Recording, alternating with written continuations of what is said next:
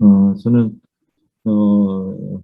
오늘 이런 도시개발 사업을 위주로 좀 많이 하고 있고, 그래서 이제 도시개발 사업이 뭔지, 그다음에 실무를 여러분들께 좀 말씀드리려고 하는데, 이제 실무 이게 녹화가 돼서 좀 제가 좀 직접 수행하고 있는 프로젝트를 좀 보여드리면서 하면 좋은데, 그건 이제 실제 진행 중인 프로젝트라서, 제가 준비한 게 많은데, 그 부분은 조금 다음 시간에 한번 이렇게 좀 말씀드리기로 하고, 예전에, 진행했던 타 시에서 했던 실무 내용을, 좀 말씀드려야 될 것 같아요. 그리고 이제 도시개발 사업 이해에 대해서는, 예, 뭐 아마 여러 수업에서도 여러분들이 개념적으로 많이 들으셨을 것 같은데, 이 내용은 제가 처음부터 거의 도시개발 사업에 대한 그 절차부터 해서 처음부터 끝까지를 한번 여러분들께 말씀드리도록 하겠습니다. 혹시 그 여러분들 중에 이런 도시개발 사업, 도시개발 하는지 절차도 보시면 굉장히 업무가 많죠. 이렇게 업무가 많은데 이거를 이거는 이제 저희 같은 이제 인허가 전문 기술사나 이 건축사들이 이제 보는 내용들이에요. 그래서 실질적으로 이 도시개발 사업이 이렇게 이제 많은 업무를 시행하고 있다는 거를 제가 여러분들께 좀 보여드리려고 하는 겁니다. 그래서 구역 지정 단계 옆에 이제 이렇게 보시면 여기 이제 구역 지정 단계가 있죠. 구역 지정 단계에서 고시원 고시 지자체 시행자, 용역사, 시용사들이 각각 어떤 업무를 해야 되는지를 이렇게 정리를 해놓은 겁니다. 그래서 이만큼 이제 굉장히 많은 일들을 하게 되죠. 그리고 실시 계획 단계를 보면 실시 계획 구역 지정 단계가 끝나면 실시 계획을 하게 되는데 실시 계획에서도 여러 가지 이제 업무들이 있어요. 이렇게 참고용으로 제가 좀 여러분께 보여드리고요. 이렇게 이제 많은 일들을 해서 최종적으로 이제 조합이 해산되는 단계까지. 그래서 도시개발 사업에 혹시 관여를 하시거나 뭐 이쪽에 좀 관심이 있거나 이쪽에 좀 하신다는 분들은 있으면 제가 이 절차도는 뭐 여러분들께 한번 제공해 드릴 수 있습니다. 자, 도시개발 업무 지침 보이시나요? 네, 보여요. 네. 이 도시개발 업무 지침은 제가 자료를 공유를 해드렸으니까 이렇게 한 번씩 살펴보시면 될 것 같습니다. 이거는 요 내용은 이제 법제처 여러분들 네이버에서도 검색을 하시면 바로 이제 다운받을 수 있는 그런 자료들입니다. 그리고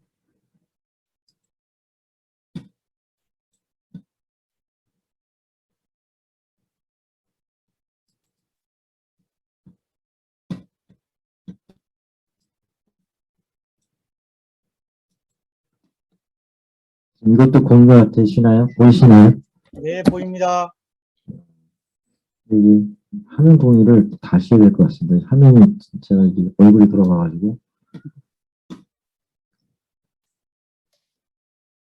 광명 소화지구 도시개발 계획도예요. 여기는 굉장히 큰 프로젝트죠. 큰 프로젝트인데 이게 이제 시에서 이제 한 거예요. 시에서 구역 지정할 때 이렇게 이제 지정을 하게 되는데 이런 이게 그 도시개발 구역인데 이건 지구단위 계획을 이렇게 수립을 해서 하는 사업이에요. 이 사업인데 이 사업을 할 때 시에서 지주들을 모아놓고 이제 설명회를 합니다. 집단 환지를 어떻게 하는지를. 잠시만요. 자, 이게 이 광명시에서 이제 집단 환지, 뭐 환지란 무엇인가 이걸 이제 주민들한테 설명하는 거예요. 그러니까 시에서나 공공에서 할 때는 이거를 주민들한테 반드시 설명을 해서 환지 개념부터 토지를 여러분들 이제 뭐 대토라든지 보상이라든지 이런 부분을 어떻게 한다라는 거를 주민들한테 설명을 하도록 되어 있습니다. 그래서 조합도 그렇고 사업도 그런데 이거는 이제 시에서 주최를 해서 설명을 한 겁니다. 주식개발 사업이기 때문에 그리고 한 사례를 제가 말씀을 드린 거예요. 그래서 여기는 이제 개발 제한 구역도 해제를 해서 도시개발 구역을 승인 구역 지정과 승인을 받은 지역이에요. 실시 설계 한지 계획 수립하고 문화지표 측량 완료, 현재는 이제 지정물 지반, 뭐 여러 가지 교통형 평가 뭐 이런 진행 중인데 지금은 이제 거의 사업이 이제 완료 단계에 가 있습니다. 그래서 이제 환지란 무엇인가 이렇게 되는 거죠. 환지란 무엇인가 이렇게 기존에 A, B, C 이게 이렇게 부정형으로 이제 막 토지들을 토지 소유자들이 갖고 있습니다. 갖고 있는데 이 도시개발 사업을 하게 되면 이렇게 도로가 생기고 정형화가 되겠죠.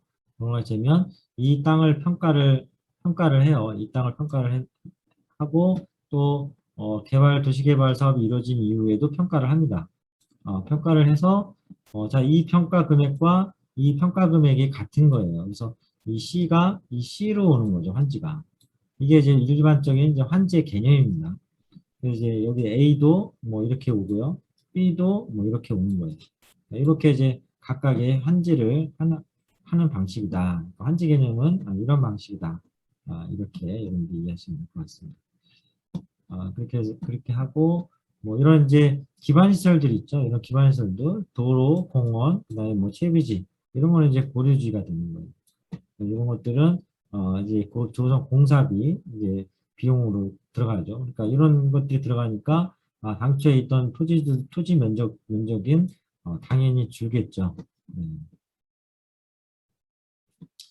자, 환지의 종류가 있어요. 단독주택 용지, 근린생활시설 용지, 집단 환지로는 공동주택 용지, 아파트 용지도 가능하다.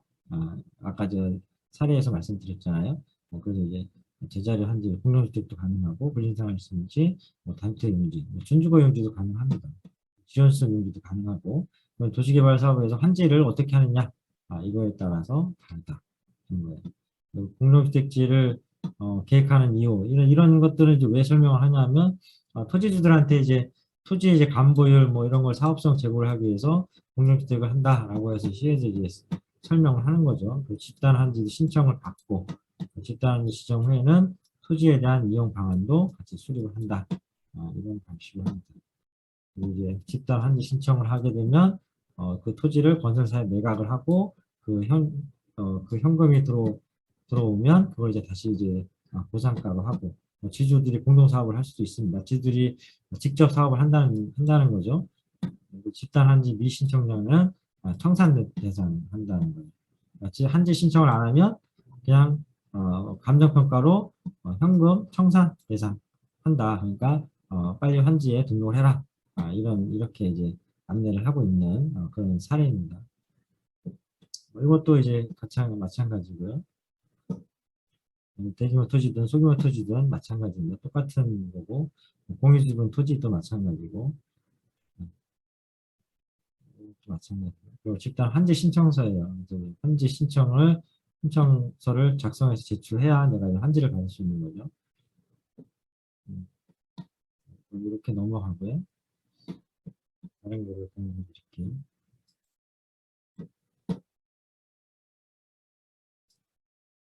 잠시만요.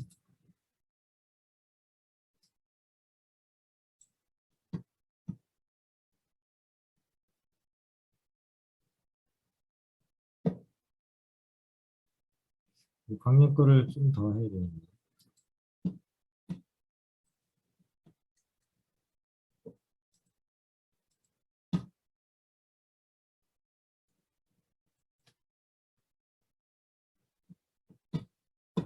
자, 요거까지만 제가 이제 설명을 좀 드리고 제 설명은 이제 마치도록 하겠습니다. 이게 토지 이용 계획을 보시면 이 주택 건설 용지가 있어요. 이 주택 건설 용지 전체 전체 구역의 주택 건설 용지는 50%예요. 50%. 그리고 기반 시설 용지가 46.9%, 그리고 기타가 이제 종교 용지, 주유소 용지, 기소 용지가 기타 용지가 2.9%. 이렇게 크게 나눠집니다. 그러니까 이게 이거는 이제 규모가 좀 상당히 큰 도시개발 사업입니다. 시에서 관여를 해서 하는 사업이기 때문에 이제 주택 건설 용지가 상대적으로 좀 작아요.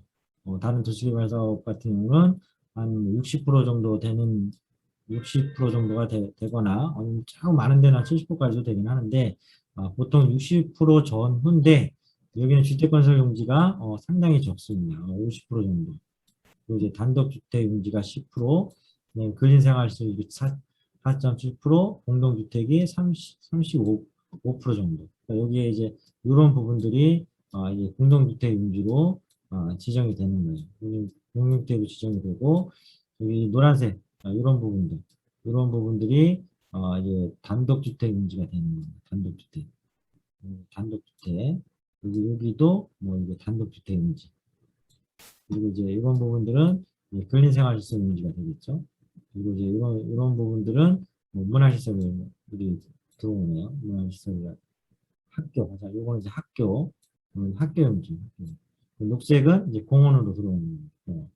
이 도로는 기존 공원 도로인데 도로를 이제 확장하고 기반시설을 이제 다시 설치하는 그런 구간이고 이쪽 구간은 다 신규로 일단의 토지를 구획 정리하는 그런 사업을 통해서 기반시설을 다 조성하는 그렇게 사업을 해놓은 현장이에요. 이제 이게 광명 부름산지구 도시개발 사업입니다. 자, 오늘 여기까지 제가 이제 설명을 드리는 걸로. 마지막 페이지예요.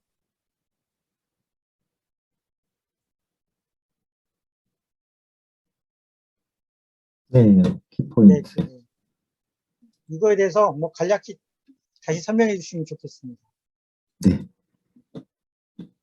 자, 우선 이 도시개발 사업에서 이제 오늘 이제 계속 설명드렸던 부분이 이 상위 계획과 그다음 관련 계획의 검토 이게 상당히 중요합니다. 그래서 다시 한번 이제 앞에 말씀드렸던 거를 뒤에 두신 분도 계시니까 정리해서 말씀을 드리면 자, 상위 계획에서 이제 가장 중요한 게 우리가 이제 도시 부동산을 배우면서 가장 중요한 게 광역도시계획 도시기본계획이거든요. 이 기본계획에서 정해놓는 게 인구가 가장 중요하고, 인구에 따라서 기반시설, 뭐 하수물량이라든지 학교, 뭐 여러 가지 이제 기반시설들이 있는데, 그런 것들이 부합되지 않는 지역들이 상당히 많아요. 그래서 용인 같은 경우 신봉 이런 것도 이런 것들이 이제 지연이 된 거죠. 그러니까 왜 지연이 됐냐면, 예를 들어서 2020 기본계획이 수립이 됐고, 그 다음에 행정계가 와서 2025 기본계획을 수립을 하고 또 2030 기본계획을 수립을 해야 하는데 그 수립에 따라서 그런 수립이 안 된 상태에서 도시개발 사업을 하다 보니까 인구가 포화가 되고 하수 용량이 포화가 되고 더 이상은 개발할 수 있는 여건이 안 되는데도 도시개발 사업은 진행을 하고 있고 그러다 보니까 도시개발 사업을 진행한 사업자는 막대한 피해를 입을 수밖에 없죠. 그리고 이제 관련 계획과의 검토인데 그런 부분들이 연관이 된 겁니다. 그래서 이런 대규모 이 도시개발 사업을 할 때는 그런 부분들을 사전에 검토를 해야 된다는 거. 그러니까 그런 검토를 하기에는 일반 시행자든 아니면 일반 조합이든 해서는 이런 부분들이 상당히 어렵고 또 협의 절차도 까다롭기 때문에 이런 걸 이제 검토할 수가 없어요. 그래서 이런 부분들은 전문가들하고 반드시 상의를 해서 이 도시개발 사업을 하고자 할 때는 이런 상위 계획과 관련 계획을 사전 검토를 하고 나서 가능하다라고 판단이 됐을 경우에 토지에 대한 확보 전략으로 가는 거예요.